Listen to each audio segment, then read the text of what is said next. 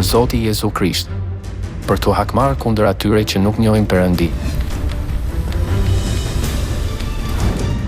dhe të atyre që nuk i binden ungjillit të Zotit ton Jezu Krisht. A do të ndodhin ardhja e dytë e Krishtit dhe gjykimi në të njëjtën kohë në ditën e fundit?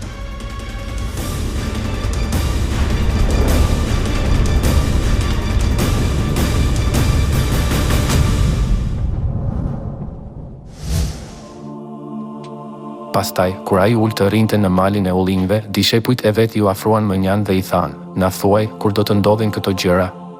Dhe cila do të jetë shenja e ardhjes sate dhe e mbarimit të botës?"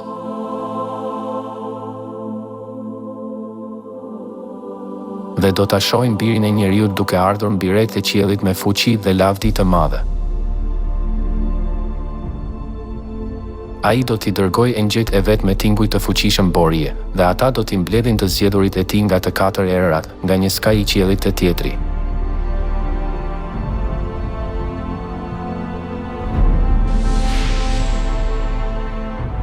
Arsyeja pse Krishti vjen për herë të dytë nuk është për të gjykuar, por për të shpëtuar të zgjedhurit. Pra, për të shpëtuar, duhet të takojmë Krishtin që shfaqet mbi rreth para gjykimit të fundit me zjarr.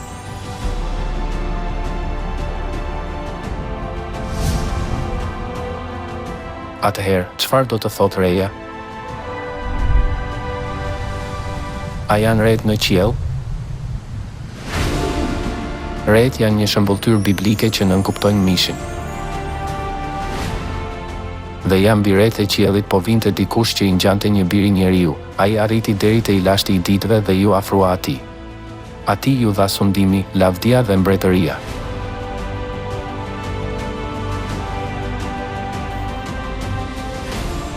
Kjo është një profeci për Jezusin, të cilit ju dha sundimi, lavdi dhe mbretëri nga Perëndia.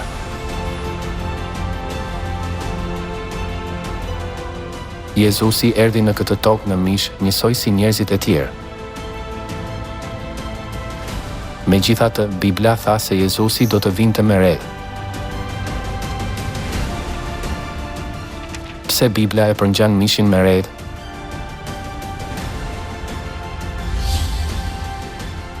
Së pari, sepse ashtu si rreth mbulojnë dritën e diellit, mishi mbulon dritën e lavdisë së Perëndisë.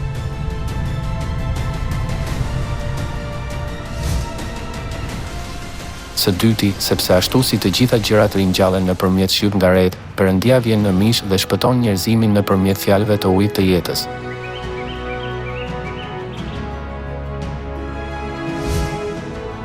Në kohën e ardhjes së parë të Jezusit, dishepujt, të cilët e kuptuan se rreth nënkuptonin mishin, besuan në Jezusin dhe morën shpëtimin.